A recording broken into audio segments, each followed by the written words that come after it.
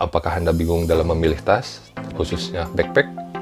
Saya akan memberikan tips-tipsnya supaya Anda tidak bingung. Tonton video ini sampai habis, oke? Jadi dalam video kali ini saya akan berikan tips-tips untuk memilih ransel atau backpack gitu ya. Apa saja yang perlu dipertimbangkan. Yang pertama adalah model. Nah, sebelum membeli tas itu pertimbangan dulu di rumah itu kan pasti memilih model dulu. Oh, saya mau mencari model carrier besar atau backpack yang kecil untuk sehari-hari, untuk sekolah. Seperti ini model taktikal gitu ya. Nah, modelnya dulu gitu ya. Ini model taktikal atau model untuk sekolah gitu ya. Nah, sekolah seperti ini. Nah, ini model untuk sekolah gitu ya. Atau modelnya yang besar. Ini ada. Ini model yang besar gitu ya. Ini untuk naik gunung, gitu.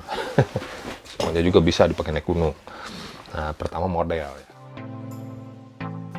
Terus yang kedua adalah harga.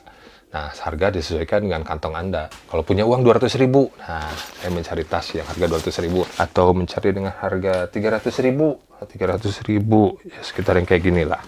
Nih, 300.000 untuk sekolah. Gitu.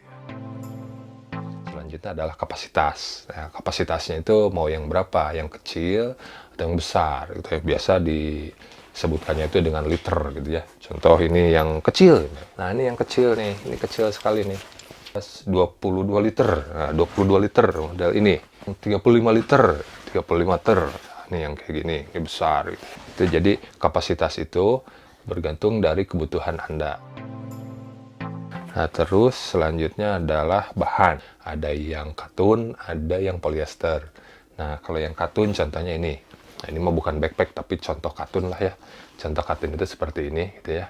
Tapi dia kalau katun itu tidak waterproof ya, tidak waterproof. Nah, kalau polyester contoh ini, gitu ya. Ini polyester, gitu ya.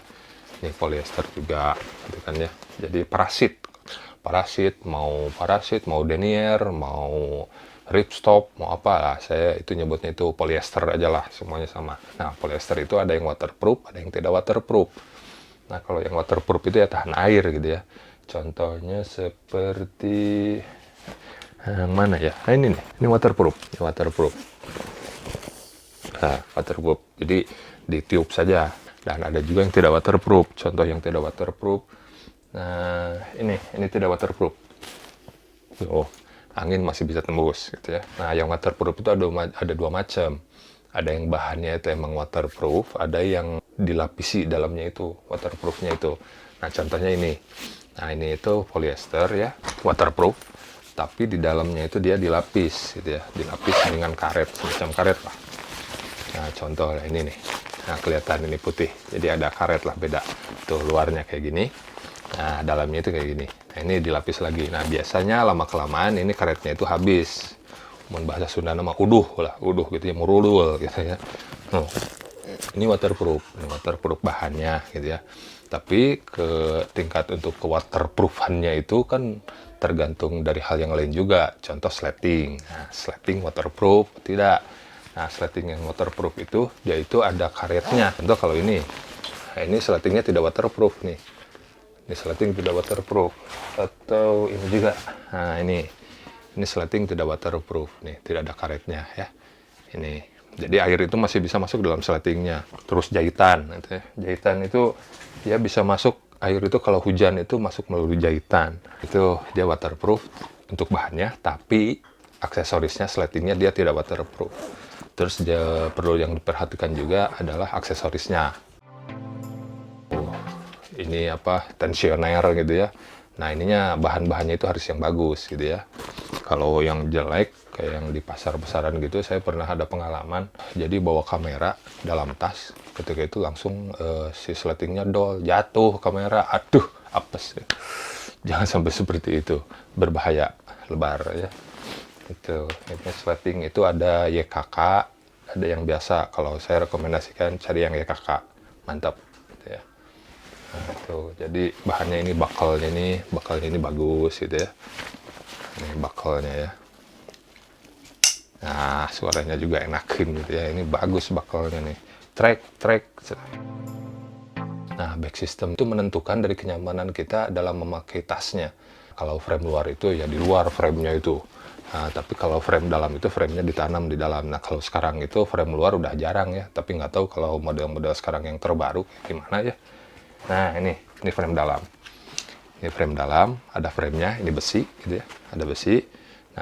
Nah ini nggak ada framenya, ini nggak ada framenya gitu ya. Nah, cuman hanya bantalan saja ini, frameless gitu ya. Nah, tapi ini meskipun frameless, ini nyaman, soalnya bantalannya itu tebal sekali nih. Tebal sekali nih, bantalannya. Tebal sekali. Nah, kalau buat yang mountaineering gitu ya, camping atau hiking gitu. Nah, saya sarankan yang kayak gini. Ini bantalannya tebal. Nah, back systemnya bagus, lebih advance gitu ya.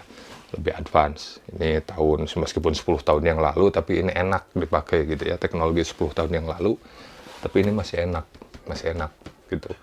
Udara dari punggung panas itu keluar semua gitu ya, pakai jalan jauh enak gitu. Terus selanjutnya yaitu after sales service. Gimana pelayanannya? Apakah bisa diservis di tempat tersebut atau harus ke tempat yang lain? Nah, itu sangat menentukan juga kalau saya yang memilih tasnya gitu ya. Kalau after salesnya bagus ya saya beli. Kalau after salesnya enggak, ya enggak, kemungkinan enggak akan saya beli. Tapi ada beberapa gitu ya. Kalau di salah satu faktor yang tadi saya sebutkan itu ada yang paling menarik buat saya, oh saya mah suka pengen tas yang modelnya kayak gini gitu ya. Ini tasnya itu taktikal tapi kecil tapi enak gitu ya. Enak dilihat gitu, organizernya juga bagus gitu ya. Di dalam itu komplit segala macam ada. Meskipun after salesnya nggak tahu, saya kalau rusak ini dikirim kemana, ya tetap aja saya beli. Akhirnya kembali lagi pada selera Anda masing-masing gitu. Mau beli, ya beli saja. Seperti itu. Ya, semoga dapat membantu dalam pengambilan keputusan pembelian tas selanjutnya. Atau tas Anda sudah rusak. Nah, beli tas apabila tas Anda sudah rusak. Gitu. Jangan beli banyak-banyak, boros gitu ya. Terima kasih sudah menonton. Assalamualaikum warahmatullahi wabarakatuh. Peace.